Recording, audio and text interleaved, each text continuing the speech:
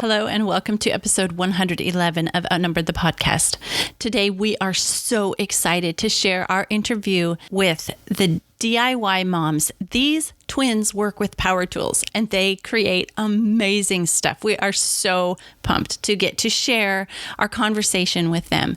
And they're going to share all about running this amazing rockstar business they have and raising their families at the same time. So this is an interview you absolutely cannot miss.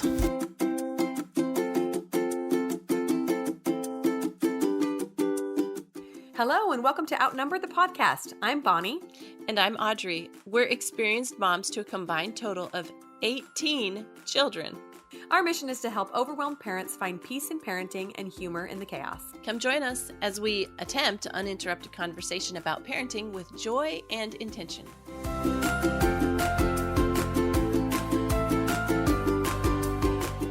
Hey, you guys, we are so excited to have this special episode for you today. We have so many firsts going on in this episode. This is the first time that we've had 4 people chatting. So if we're laughing and talking over each other, you guys are going to have to forgive us because this is a first.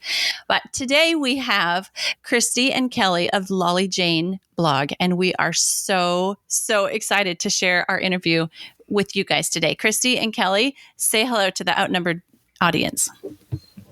Hi, you guys. This is Kelli. I am her bossy 5-minute older sister, Kristi. Hello. And we're grateful to be here. So thanks for having us. Yeah, we are so excited to have you guys. And we wanted to start off like we usually start off with a guest, and that's to ask either one or both of you if you have a funny mom moment that you would like to share. Oh, Kristi has many, but we decided on the perfect story to let you know how big of tragic moms we are, just like the rest of you. So Kelli and I have a friend that we have known since junior high, really great friends. And every month we get together for lunch. And this one friend is a little more high maintenance than us. We're one of 6 and 7 of 9. And so, when we were growing up, we didn't have all the latest fancy stuff, as you, Bonnie and Audrey know with kids, having to space out your budget. So our one friend doesn't have that problem, so she tends to be a little on the high maintenance side. So we go to, if you guys are familiar with downtown Gilbert, we go to Joe's Barbecue, which is a really fun outdoor eatery. And I had my 2-year-old who was potty training and refused to poop on the toilet. And so we're eating lunch with these 2 girlfriends of ours, and the other friend that we have is not, she's a little more like us, a little more laid back. So I'm looking at Dutch, and he's playing with her little boy, and all of a sudden I look over, and I'm like trying to distract our one friend and Kelli, and they're like looking at me, and I'm like, don't look, please, for the love, do not look over at my child. And sure enough, we all look over because she's like, what are you laughing at? And I'm like, he is squatted down, pants off, underwear over here, taking a deuce under the tree at Joe's Barbecue in the middle of all of these patrons. It was so what do I do? Just people walking down the street. Yeah, I was like, what is happening? This is his first time. No, it was not. He went through a phase for a couple months where he would only poop under a tree. It was awesome. And of course, I'm like, we're meeting with her for an hour. And you happen to go take a deuce under the tree in the middle of everyone. It was awesome.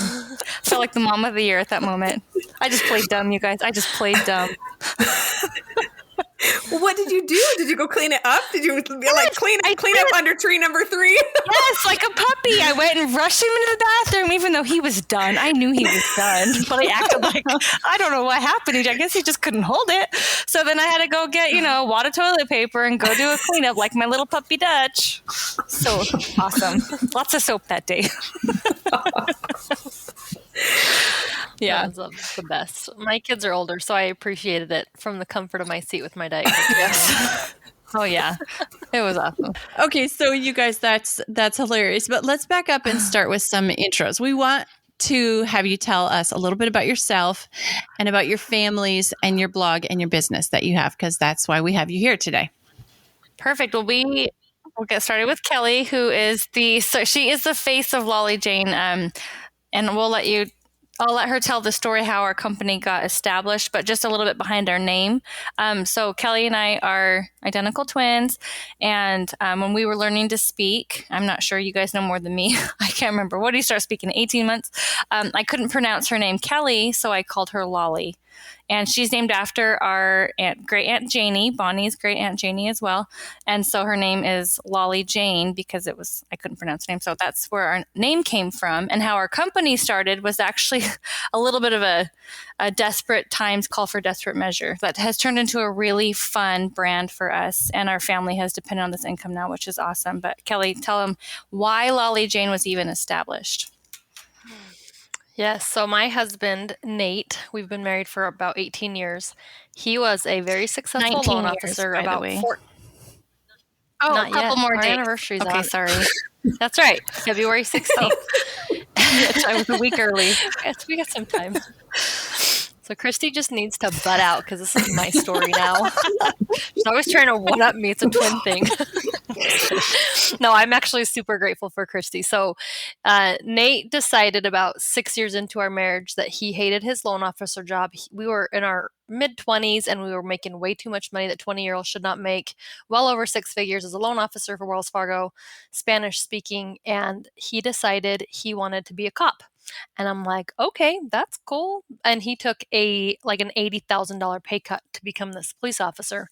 And the hours were horrendous. And he got on the SWAT team right away. So the hours were even more horrendous. And I was like, okay, we are poor. Like we are so poor. We were borrowing like, hey mom, can I go shopping out of your food storage? Like we were broke. Our mortgage was $1,600 a month and he made hardly any money. And so we said, hey, what can I do from home? And I was huge pregnant when I pinned him when he graduated the academy. I was huge pregnant with our third. He graduated the same month our third child was born. And so he's like, well, what can you do? And so I'm like, I don't know. I dropped out of college to become a wife and a mom, So we wrote a whole list of things and I'm like, okay, I can do something creative. And so I was waiting on him one day. I really wanted to paint this table. His parents gave us this really beautiful structure of this table, but it was like that really oaky red oak color. And I said, I really want you to paint it for me. And I waited and I waited and waited on his SWAT schedule. And he finally painted it and it looked like crap. And I'm looking at him and I'm like, that looks terrible. It's super splotchy. And he looked at me. He goes, it does. It looks terrible. And he's like, why did you wait on me? I'm like, I don't know. You're a guy. That's like what wives do. Like we wait on you guys to do these things. And he's like, I don't know what I'm doing any more than you do. I'm a cop. And I'm like, you're right. And this moment went off for me that I was like, why am I waiting on him? I don't know. It's just kind of the dad thing to do. And so we started our company. I started painting furniture and refinishing furniture for other people. And my first official piece I painted was a little cabinet my mom gave me for a wedding. And it was like this, now it's totally back in style. It's like this whitewashed look. And I was like, I'm going to paint it with the 50-cent craft store paint, apple green. And it was like, everyone came over, was like, I love your bright green little TV console. And I was like, oh, thanks. It was free. And it cost me 50 cents to paint, and then vinyl machines came out. And so our sister-in-law, Jen, had one, and she was in law school with her husband, and she was a stay-at-home mom with her own little kids. And so I said, hey, can you teach me how to use your vinyl machine? And I want to do my own version of it up in the valley, which is about 2 hours north in Mesa. And so she kind of told me how to do it. And then I went to Kristi and I said, okay, Jen's going to show me how to start this little company. It's $500 for the machine I found, because she had like a nice one. Well, I found it was a sports car, like these guys that would wrap these big sports cars. And it was this huge machine. It was like 4 feet long. Yeah, industrial cutter. It was a beast, but it was all I could afford at the time because hers was double the price. And I said, Kristi, you're a dink, dual income, no kid. She's having fertility issues, and I already had my 3 kids. I said, can you be my business partner? It'll cost you $250. She's like, sure. She goes, do I have to do anything? I said, no, you're a silent partner. You just go to work every day and I'll pay you back when I can. And she's like, okay. And so on the weekends when she had time off, we would go do these cute little, it started with your community, right? Like, hey, I sell vinyl. If you need any live, laugh, love, I'm your girl. So, you'd go through 75 different emails to finally narrow down an 8-inch saying of the last name. And, time-wise, you made about 0.0 cents an hour, but that $8 sticker was paying for our milk, and it was paying for, like, our daughter needed glasses, and I'm like, oh my gosh, how are we going to afford to get her glasses? And so it was really great. Kristi was a huge blessing to me because she just let me kind of create this little company. And anytime I was like, hey, I need more vinyl and I'm short, $20, she's like, here you go. And so as soon as she had her son, about 3 years later, I got pregnant with my fourth, had my fourth, and then she can tell you her fertility story. It's actually pretty amazing. But she had her son, Case, and she's like, well, what do I do now? I'm like, well, you're full time with me, girl. And so we started, people would say, hey, how did you paint that board? How did you paint that table? And so DIY blogs were starting to pop up. And this is about 2008 to, well, actually about 2010. Yeah, right, Chris? it was Case was born. And our friend Kim Demon, she's Today's Creative blog, and now she's branded to Today's Creative Life. So every day she would feature a blog. And this is pre-Pinterest, pre-Instagram. I mean, we're talking the dinosaur ages, 2010. And when you actually went to blogs and you had like a feed burner. And so she said, hey, I'm going to feature your guys's, it was a last name. And then on top of it in a different color was a year you were married, established board. And she was, I'm going to feature that on my blog. And we're like, oh, that is so nice of you. She didn't care because now I see what she's doing. She's looking for the street cred. But at the time we were like, we get to get featured. So it was a win-win.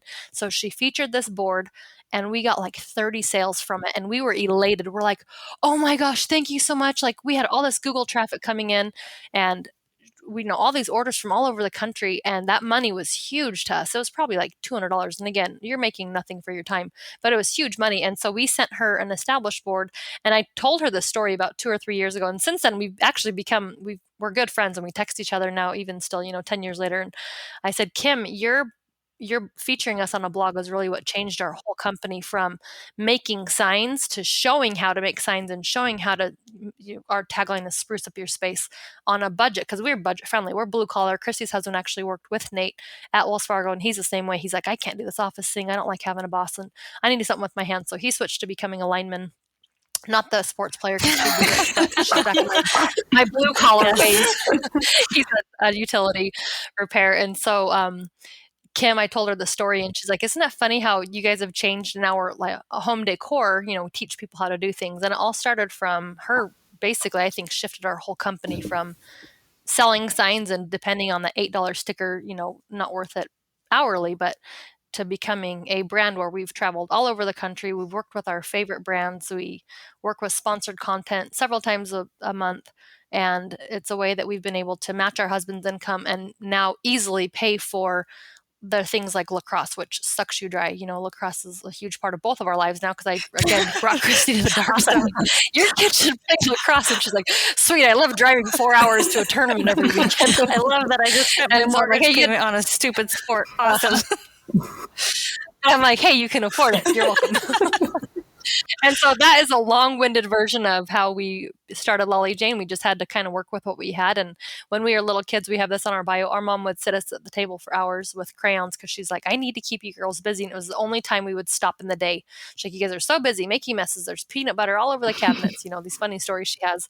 And so she's like, you guys have been able to create something with your hands. And that's what you did when you were little. You'd color, but now you have, more adult tools like a miter saw and a sandpaper. So it's been a fun journey, and we never would have thought. I mean, I'm talking 2007 is when my third child was born, and he's almost, he just turned 14. That's how long it's been. So we've seen so many changes in blogging since then, but it's been a wild ride, and we never ever thought that this is something that we could all do. All while having kids around our ankles, and just momming it around our kids' schedules, which we feel really blessed. We've been able to stay at home, with our kids. And this is like pre-iPads, guys, so... Okay, that is an awesome story. And I don't know that I've ever heard all the details out like that. I'm really glad you shared that. Thank you. In fact, Kelly alluded to the fact that me, Bonnie, and the twins are cousins, actually. And I tell everybody who will listen that it was their family that inspired me to have a big family because their family was so fun. 9 kids, always a wild ride. Although we probably should have had you guys on for our teenage episode because all the stories that I hear now of you guys as teenagers, I don't think they were like really common knowledge when we were growing up. Oh, gosh. No. I think your dad kept them under wraps, but they were wild. They were kind of, Kelly was wild. I don't know. A few OS, a few plastic surgery repairs from faces that met our fist. It's cool. Cool. And then she married a police officer after getting expelled from high school. I know. It's fine. Did you know after 6 school suspensions, they suspend you, or they actually expel you? I learned that. Did you know Kelly? Did you know that Kelly actually walked with us on graduation, but didn't attend our senior year with us?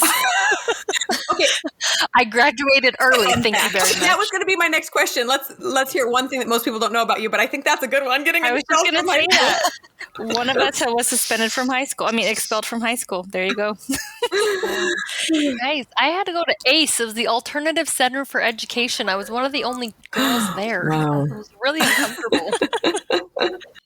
I will say, though, I finally, right before I turned 18, we have a December birthday, and so, I had the whole semester left. In the start of my senior year, my mom said, "Are you done with this fighting nonsense yet?" And I'm very loyal. I have never gotten in a fight for me. I've never gone up to another girl and said, "What's your problem?" It's always, "Hey, Kelly, this girl called me a name. Can you go beat her up for me?" Or I would see an injustice. Like I would see, me and Kristi always fight for the little guys. And I would see these like, quote, popular girls picking on these little nerdy girls. And so I'd go up to them and be like, "Why do you think you're better than that person?" And those are the girls I would beat up, was actually like kind of the popular chicks. Because I couldn't stand it. It was so wrong. And I'm like, well, I'm not going to let this happen. And so finally my mom said, "Are you done with this?" And so actually, Kristi, I graduated December, like halfway through my senior year, moved in with my sister. She had her own apartment, our older sister, again, one of 9. And got a job, paid for my own car, and I was already enrolled in college the second semester of senior year. That's true. So, thank So you. she was actually ahead. Oh, yeah. bravo. Yes. That's what I gotta do. You loser 18-year-old living with mom in high school. I had my own life and my own car. Oh, it's funny. Oh, you guys. So I want to know, now you're working with Power Tools and inspiring other women to do the same on a budget, which is so totally awesome. I just recently came to this, like I was always in the camp of, oh yeah, let my husband do it. And just recently I just kind of decided I was going to jump in with both feet myself. And like, what's really cool is that my husband has all the tools and he can show me how to use them. Like I don't have to learn it myself because he's a master at it. But I'm so eagerly eating up every single DIY blog and Instagram account I can find and looking at all these before and afters. And like Joanna Gaines is my hero. And She's incredible. She's the best. Yeah. So I want to know, tell me, what is the favorite part of your business? Kelly. Oh, me. Okay. I didn't know who Yeah. So this is Kristi. So I think my favorite part is just empowering women. It's, for me, I love to see the photos that we've been tagged on, or the stories that were mentioned on, or our pins that I see. And I'm like, holy crap, something that I made or I built, another person is reading every word. They're going to buy the supplies that I tell them to buy, and they're using tools that are in their garage that they didn't know how to use a couple weeks ago. Again, it's like their husband's tool, and they're making something that came from my head and is now in their home. And to me, it is so rewarding. And for my husband, just a couple weeks ago, Kelly and I, he remodeled this bathroom for us, gutted it, and he was like, "I just wait for me to come home because I really want to make sure that all of your cuts are properly measured." And I'm like, "Bruh, I got this." And so I'm like, "Kelly, I don't know how to do this. Can you come over and help me?" And so she's like, "Well," I said, "I think his chop saw is in our house. We have a house up north that we're in the process of building." And I said, "I'm pretty sure it's up there." She's like, "No, let me bring my chop saw over." So she did. And we like busted it out. And it was amazing because when he came home, he was like, "Whoa, this looks pretty perfect." That was his words, pretty perfect. And that was, to me, like, to get my woodworking husband, who's a son of a carpenter, to get his stamp of approval was so rewarding. But then that same week, we had 3 people that tagged us. You guys, that motivated me. I ran straight to Home Depot. I got those pieces, and they had my same wall color. And I just was like, it's the biggest form of, like, it's just such a compliment. And like, imitation is the biggest form of flattery, especially when it's something that comes out of your head. So that's what I live for it. Like when people print off our free printables on our site, or we have recipes on our site. We have a lot of stuff others besides DIY, but I think Kelly's the same way. Like when people are doing something and copying something that you made, it's just like, oh, yes, let's do it. And then it gives your husband more time when he's not doing these projects to spend time with the kids or to work on yard work or whatever your goals for your own families are. That is so awesome. I love that. I saw your DIY board and batten accent wall post that you did, and I'm totally looking around at every single wall in my house going, It all needs it. I mean, I think every wall should have some sort of wood on it. Don't you think, Kelly? The more the merrier. So give us all the wall treatment. I have a giant stairwell that's really empty and white, and I think it needs some trim. So one of these days, I'm going to call you guys. Yes. And I just hired you. Or better yet, teach your sons during quarantine. My 14-year-old, he just turned 14 in January. He's like, Mom, you're going to start a shiplap wall. And this is in the middle of all the riots when BLM happened. And, it's really heavy between my husband's job. And when I get stressed and need therapy, I start building. And so I said, yes, I'm going to put some shiplap up. And he's like, can I help you? And I'm like, actually, yes, that would be great. Because Nate was working these really long hours, but they had a huge riot at the Scottsdale Fashion Mall where he works. And he was my number one. He went out there and he's like, okay, show me the right way to use this saw because I don't want to cut my hand off. And so he was my one that was cutting. And then I showed him how to use my brad nailer. And he basically built this whole wall for me. And he'd go out there and do my measurements, my cuts. And so it was nice because we had this little team going. So get your boys involved, Bonnie. You've got those big older boys and their wives will love you for it if you teach them how to use those. That's an excellent idea. And make it a family project where we're all working together. Yeah, really. And show them don't, do it halfway. Like, here's how you properly, you caulk it, and you fill it in, and you show them how to actually tie everything. And that's probably my biggest weakness. So great. Yeah. Teach them how to pronounce the word caulk the right way. You always emphasize that L, guys. Emphasize it. It's actually caulk is how you say it, but so gross. It's the word. The L is silent. It's a funny game we have with our readers because every time we say it, it's actually just caulk, like CAWK, caulk. Like, no, we don't. Get your head out of the gutter. I know. So we say caulk, but Okay, so that leads me to another question that I have been dying to know, and you would think I would know, knowing you guys, but have you guys pretty much developed all your own DIY skills, or did you go in knowing some stuff? Because we both have really handy dads. Our dads are brothers. So do you feel like you learned stuff growing up from your dad, or did you kind of develop all this as the blog went on? Yeah, that's actually a great question. I would say our dad is definitely our number one. Kristi has Corey, who's really handy. I will say Kristi hasn't gotten as handy, and I didn't realize that I have kind of handicapped her for the past few years until last month. She's like, hey, I want to do this board and batten wall. Where do I start? And I'm looking at her like, girl, we have been doing this blog together for almost 15 years, and you don't know how to use a chop saw. I'm the editor. And then I realized, I do all the behind the scenes stuff. Yeah, I'm the brawn. Yeah, I'm the brawn, and she's the brains. And I'm like, she really hasn't used a chop saw. I don't even know if she knows a chop saw is truly called a miter saw. Did you? I learned that because I had to do the write-up for it and find an affiliate link. Okay. And I looked up chop saw, and I'm like, karate stuff. Yeah. And so, but I just remember my dad, he's like, okay, this is how you hold it. Cause again, you don't want to cut your hands off. And then he's the one that showed me if you're lining a piece of wood up, you would mark it and you would cut to the left of it or to the right, so you have to take into account, or in one wood, it's like a 3-inch wood. It's actually 3 1/4. He's the one that did teach me those little things. And then Nate was really handy. He actually did siding growing up. And so he's like, hey, I can kind of tell you how to do this, but I got to get to work. And so he was good about guiding me.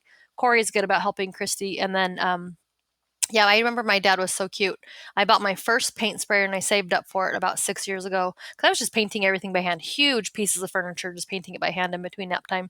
And I got this paint sprayer and he goes, okay, I've never used a paint sprayer, but I've used a car sprayer because, again, both of our dads are kind of car nerds. And so, and our dad was a mechanic. And so he showed me, this is how I do it with my cars. And I was like, yeah, this is awesome. And so he's the one that kind of showed me, here's how you adjust your air pressure. And so I would say our dads helped us, but most of all, we just kind of figured it out. When we started making signs, I'm like, Nate did own a miter saw, and I went in the garage and I was like, well, this looks about right. And then it took me trial and error, how come it's, 4-foot sign, but it's a little bit short. And then I'm like, oh, it depends. The blade actually eats up part of the wood. And so then I had to kind of figure, okay, cut to the left or cut to the right. So I would say most of it was self-taught, but I definitely would turn to my dad for guidance because he's the best. I will say our very first miter saw that we got was actually a prize. And Bonnie, I know you've attended this blog conference. It's called Snap. And it was one of the very first Snap conferences. And this really talented female woodworker who was really the one who started the trend of women, like empowering women to learn power tools, is named Anna White. She lives in Alaska with her husband. And she was hosting a giveaway with, fun fact, Ryobi is not pronounced Ryobi. And so Kelly won the prize for this, which was a miter saw. And that was such a big deal because we had to pay childcare to even go and be able to attend this conference and have our husband's work schedules. I mean, both of them were like, hey, I'm in the middle of my apprenticeship, my husband for a lineman. And he's like, I can't take off work. And Nate was working, I think, SWAT at the time. And so I'm like, hey, we had to like find childcare and beg, steal, borrow, like, we'll pay you back. You will watch your kids next week when we're home. But to be able to attend that conference and win that miter saw was such a big changing point for our site, because that's when it went from recipes and free printables, which was basically computer work and vinyl on the side. That's when we started incorporating woodwork, which has been really cool. And it is like 95% Kelly. Okay, maybe 100. That's awesome. Well, you have a husband that my husband does he's it. not controlling, but he does it because he enjoys it, and he likes, I'll do that, sure. And he likes the challenge of it. And where Nate does not enjoy it, and he's like, I will help you because I love you, but I don't like doing this stuff. And I know he doesn't. And so I try to not bother him unless I'm like, okay, I can't figure out the math on this. I'm so like, please help me. And then he'll, if you need me, I'm here. But he doesn't enjoy it. And so I know, like you said, Kristi, time is precious when you're home, and we're so lucky. We work from home. But when people say, hey, what do you guys do? I always say, I'm a stay-at-home mom. I never tell people I have a blog. I don't tell them I have, an Instagram following. We just say, I'm a stay-at-home mom. And then over time, as they get to know us, they'll discover that. We recently changed our titles to content creators, and we have our own marketing firm. It sounds way cooler than we're bloggers. Ooh, I love that. I mean, we are. It's so, it's true. Yeah. We're all lies, you guys. It's all about the image. Smoke and mirrors. I will say that I have met a lot of quote unquote content creators who like to let success go to their head, and Kristi and Kelly are not those people. They're always humble and tell you exactly how it is. So I love it. I mean, we don't have time to clean as much as we like, and so it's like behind us, we're like, this is our life, man. If there's a dirty diaper, it is what it is. Sorry, let's talk about that. Yeah, those are the girls. It's true. Those are the girls I'd like to be. Not gonna lie. When we get off the call. So you guys, let's talk a little bit more about that. So you have this hugely successful content creation. And then you're both moms. Now, let's see. I know Kelly has 4 kids, did I hear? And Kristi, how many do you have? Yes. So I have 3. Our oldest, Kelly, was actually done having all of her children by the time we were able to finally adopt. And so our oldest is adopted. And then when we had just reapplied for adoption and found out that we were expecting, I thought I had the flu. And Kelly found out before my husband. We were moving to Yuma for my husband's. He had a job rotation there for 6 months. And so Case was just tiny little thing. He was just barely over a year. And I was like, I'm just feeling so nauseous. I think I have the flu, but it's like the middle of the summer here in Phoenix. I'm like, this is so weird. And I'm like, no way, I'm not pregnant, no way. So I drug Kelly to the store with me. We bought like 4 different brands of pregnancy tests.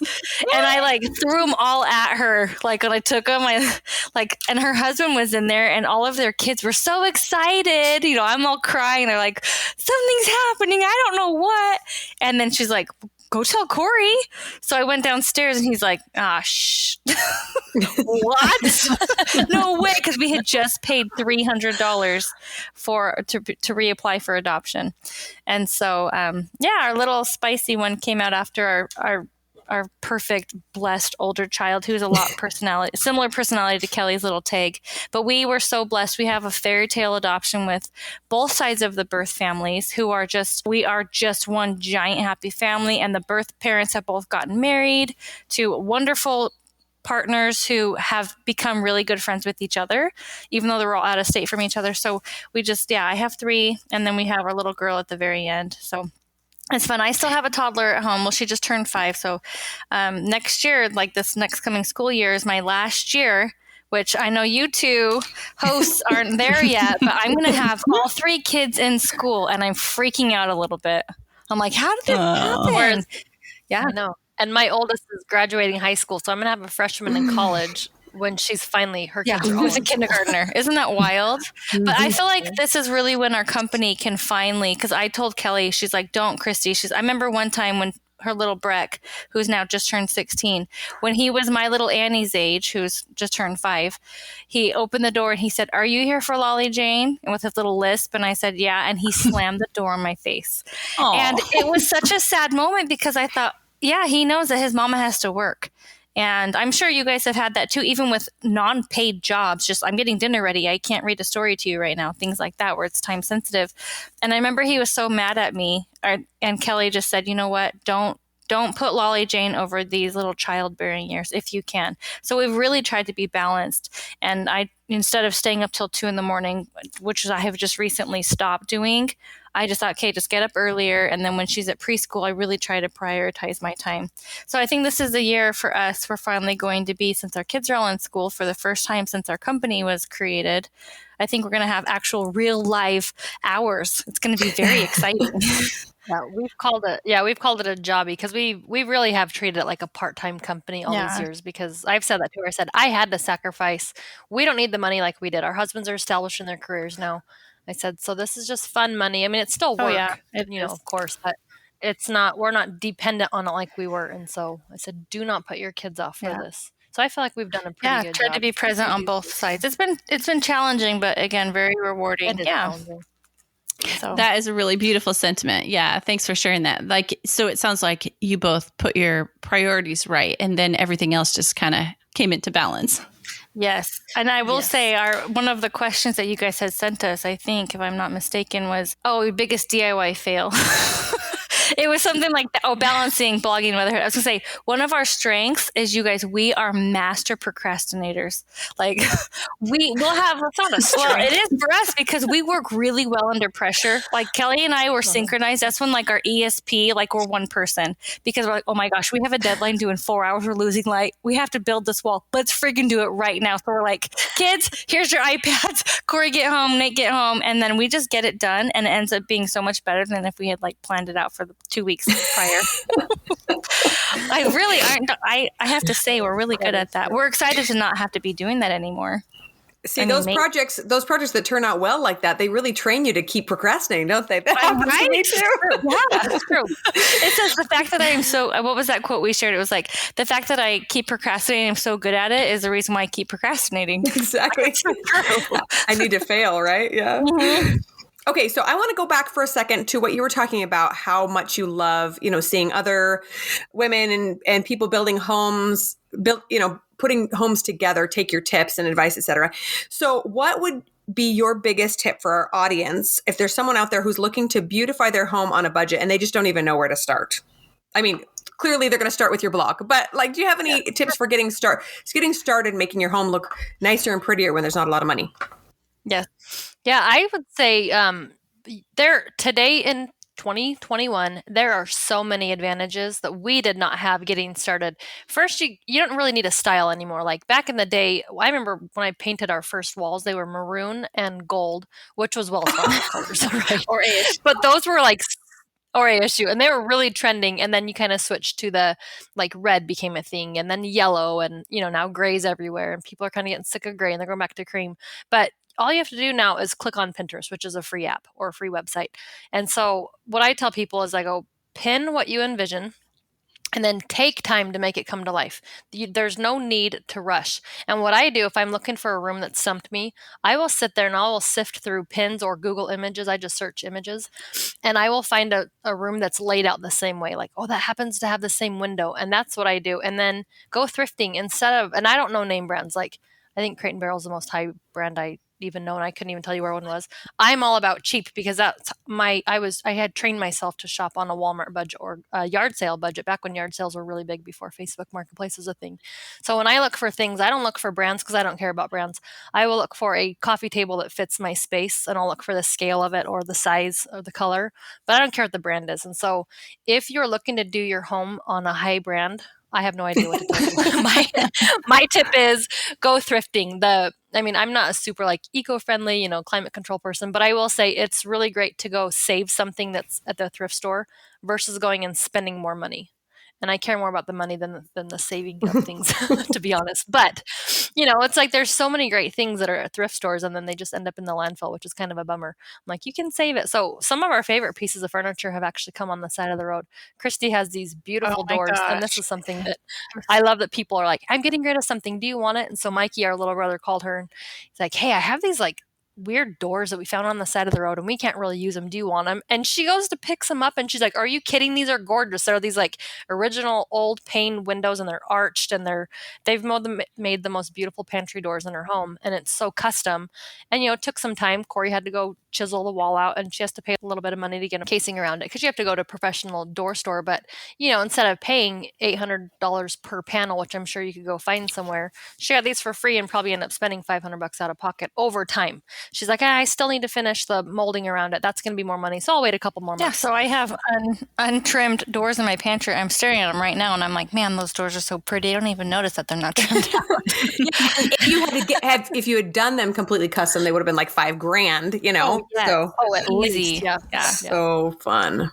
Yeah. So my biggest tip, I was going to say, thrifting is we tell people first, shop your house first, because when you start digging around your house, you don't realize how much stuff you really have. Like in my kitchen, for example, I have some open shelving that just has like all my cake stands and stuff on it. And I'm like, oh, I didn't realize I had a scale on there. Like I totally forgot. So when I was staging my pantry for this pantry reveal with the doors recently, I'm like, that scale is actually really cute in there. And that's going to be practical. It's going to hold this bowl of this. And so we always say shop your house first, because you never know what you're going to find, like in the attic or the basement, or even like swapping with our sisters. That's been really fun for us, or even neighborhood swaps. Hey, I'm in search of a lamp. Does anyone have anything? You'd be surprised. I'm actually getting rid of this. You can have it. So swapping is really fun. Shopping your house first, thrift store second, and we always say shop retail last. And so those are our biggest tips. So shop your house, swap with friends, thrifting, and then last retail, because you really don't have to spend money. Yeah, and I think I actually learned that tip, what you just said, shopping retail last. We have a sister-in-law, Sonia, and she has that really high-end style, but her house is like beautifully put together because she's one of those that she will wait a really long time to make a purchase, and she does shop, like Crate & Barrel is one of her favorite stores, which like came to mind. Yeah, she's very intentional, but she will go spend that $5,000 on a table because she knows this is going to be a long-lasting table. It's okay to invest in something quality. But I remember one time she told me, like, I said, somebody's house was so beautiful. It's so put together. And she goes, oh my gosh, all they did was go buy everything at the same place all at once. And it was like World Market.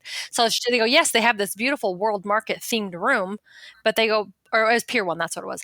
And she goes, but everything, it's going to all be dated in the next 5 years and then I have to go start all over. And I'm like, yeah, you're right. She goes, if you are picking up thrifted pieces along the way or classic pieces along the way, she's like, you're going to have something that's going to last longer and it's going to be, custom to you. And I was like, that's so true. So we love mixing old with new. So of course it's fun to go to Target for the cutest throws and pillows. But I personally don't get furniture from places like that. I don't get furniture unless it's real wood. And most of the time you can find that at thrift stores or Facebook. Yeah, Facebook Marketplace is really like a hidden gem. And OfferUp, Craigslist, we don't have a lot of experience with, mostly because I'm scared I'll get stabbed. Now I don't trust it. Yeah, a little shady, a little sus.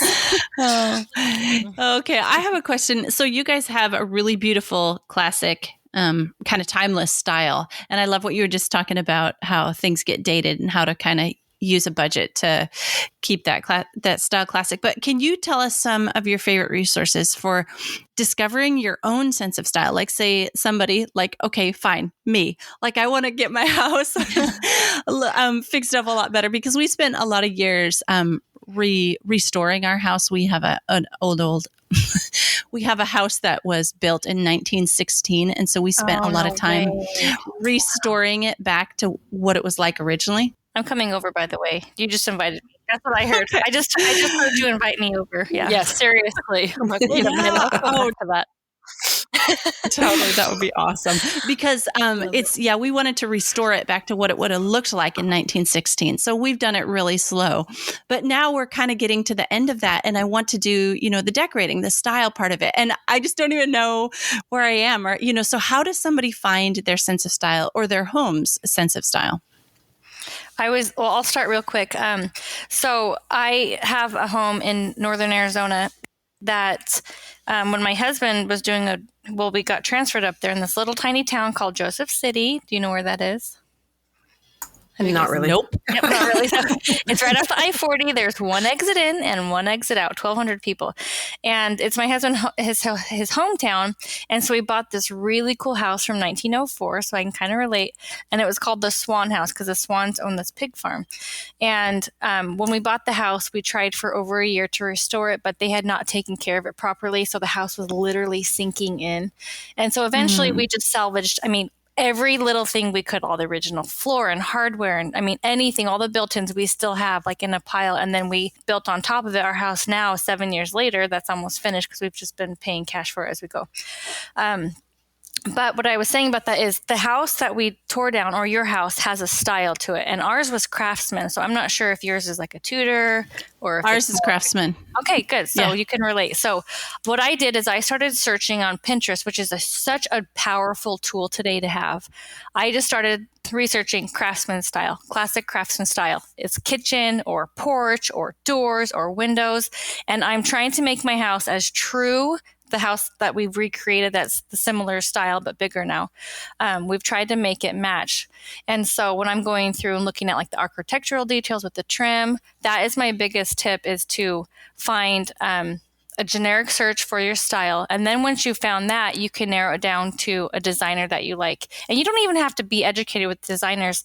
I go on Instagram, and if you look at the Explorer page, you can start to, if you type in home decor, you can start to really narrow down, I like her picture, I like her picture, I like her picture. And then you can use their collections on there, start pinning it on Instagram. And then you can start to see your own style really reflect. You look at your pins on Pinterest or your saved items on Instagram, you're going to start noticing, I think I like wood tables a lot. I notice I'm pinning a lot of gray walls, or I'm pinning a lot of, arched doors, or I'm pinning a lot of like chandeliers. And then you start to see your own style without realizing, that's my style, because you're drawn to the same things. I recently found this designer, and her name is Shay McGee, and she has a new line at Target. She has a show on Netflix. I love her style. It's very classic. It's very simple, very streamlined. And I like a lot more color than she uses. But for the base of my style, I'm like, everything that she does, I realize I love. And so I've really, when I were finishing this house there, and even the house that we live in down here in Gilbert, I'm like, I've noticed that I'm starting to style my stuff how she does, or my entire house up north we just painted is all of her house colors because she made it easy for me. So my advice is to really just start searching. You'll find your own style before you even realize what your style is. It's pretty cool. And then find someone that inspires you, like Joanna Gaines. She's iconic. And so go and look at her house colors, because they're really good about Joanna specifically. She'll document everything on her Instagram or her blog. She still has a site, and they'll tell you what their paint colors are and things like that. So you can start making her style your style, but then putting your own twist on it with stuff that's important to your family or pieces that you have you can incorporate in a long-winded way. Yeah, those are really good tips. I'd never really thought of that to curate my Explore page and all my collections so that I could see in one place, this is the stuff I like. I love that. I love that idea. Yeah. One thing that I noticed recently, just as on my own kind of path to finding my style, is that I always assumed that I wanted a really bright, colorful house because that's how I dress. It's like my personality. I just love color and I love bright and bold. And then my last two houses were very bright and bold. And then we moved into this house that was all painted white, and I just sat on it for 2 years. And then I was like, I think I don't like bright colors in my house. Isn't that weird? Because you can't refresh them as often as you can, like your outfit. I don't get tired of a hot pink dress because I only wear it once a month or something. But in my house, it's totally different. And that was like a big aha moment for me. I'm like, I'm 40 years old. I think maybe I know a little bit more about what I like to see in my house. But it takes some time, and it takes a little bit of investigating to figure out what you really love. Yeah, it's true. That's funny that you said that. I know what you're going to say, Kelly. That you're willing to change, because my house used to be the exact same way. Say that. Literally. Yep. And I'm looking around me now and I'm like, I have white walls. And she never yes, exactly. Ever. Yeah. But I almost wonder if that almost hurt us in a way, Kristi, because our signature was because we were so bold and colorful. And then we've kind of turned into the more muted. But I remember my sister-in-law, she's so cute, and she's quite a bit younger than me. she was 14 when we got married, and I think I was about 20. And so, as she's gotten married now and has kids, I remember trying to convince her, like, Denise, you should just paint this wall aqua. It's your favorite color and you have all these cute accents. And she's like, no, I can't do it because then I can't decorate with more fun colors. It limits me. And I'm looking at her like, I know more than you. I have a blog and I'm older than you and I own my third house. But then I'm looking at her and I'm like, she's totally right. And I look at her, I go, actually, you're totally right. And she was like, she just verbalized that. And I'm like, you're right. She's limiting herself by painting. If she would have done it what I said, 2 or 3 walls like this fun aqua, and instead she kept it neutral and it allowed her to play into more accents. And anyways, I've kind of adopted that from her from one little conversation. So okay, so I have one last question from me, and that is, as you develop these skills in decor and creating this fun home on a budget and DIY, you mentioned how you were really cautious about your blog and business not having a detrimental effect on your family. But how do you think developing these skills has helped your family, your kids and your husband? Okay. So as I mentioned, we have a house up north that my husband lost his job, which was one of the hardest things. And we've gone through a lot of hard crap in our lives, but I'm getting teary-eyed because I'm thinking like how now 7 years later, we have this beautiful house that we're able to escape the heat in, and it's part of his childhood. His family's still there, but our skills in decor and DIY have really benefited because we have taught our kids and implemented within our own marriages that we save money and that patience is a virtue. And if you want something good and you can't afford it, then if you work really hard, you will be able to afford it. And not to have that, it can't be instant. Like decorating your home, of course, it's easy to go to Hobby Lobby and blow a couple $100. And actually, in this case, like a whole room makeover would be like, several hundred. But to blow it and create this space, but do you really love it? Or is it more gratifying to wait for these arch doors that happen to fit your space perfectly? Or the chandelier that you've been like, there's such a satisfaction knowing that you've really saved up to pay for something that you love versus just splurging and not having the money and then you regret it and you can't even enjoy it. So something that this has taught us is to really do it yourself instead of hiring out, wait and really savor and enjoy that satisfaction of knowing that you're taking pride in what you've worked towards. That's my answer. I love that. And, I think in this day of instant gratification and of Instagram and Pinterest perfect homes, everybody thinks that, well, to redo my kitchen, I have to just have $40,000 and, gut the whole thing and do all this brand new. I have loved watching Kelly do her kitchen, and she just does one little step at a time. And we don't have it's not in the budget to do the counters right now. So we're going to, do your faux marble. Yes, it's brilliant. Mm-hmm. And I think it's such a wonderful lesson to our kids and just the world at large that life can still be beautiful and worthwhile, even if you're not in a position to spend tons of money on your home and your possessions. I love that. It's true. Mm-hmm. And sometimes it gets me down. I'm not going to lie. Riley she'll be 18 and I'm looking at her. I'm like, oh, Nate, I kind of feel like a loser. Like she never got to live in a freshly renovated house. Like she's always lived in a shabby house because that's been our financial situation. And so she said to me, we had these neighbors move in. Now keep in mind, these are very unrealistic neighbors because I'm living in our childhood neighborhood, in our childhood home. And so our neighbors are like the farmers and the blue collar, but all around us, Gilberthurst turned into this like ritzy little area. And so some neighbors of ours built this giant house and he has the number 2 biggest residential pool in the state. Like these kind of neighbors. He has a football field in his backyard, legit football field, up to code. It's awesome. It's good to be friends with him. It's amazing. Yeah, can I get an invite? Yeah. So she's at their house and she's probably 12 at the time. And she comes home and she's like, Mom, wow, they have such a beautiful house. And I'm like, girl, you're 12 and you're noticing how beautiful someone's house is. I was like, that's pretty impressive. And she's like, our house looks nothing like theirs. And I'm like, no, ours doesn't. And she's like, are we ever going to have a new kitchen? Because our cabinets were literally, we finally ripped them down, but they were literally hanging from the ceiling.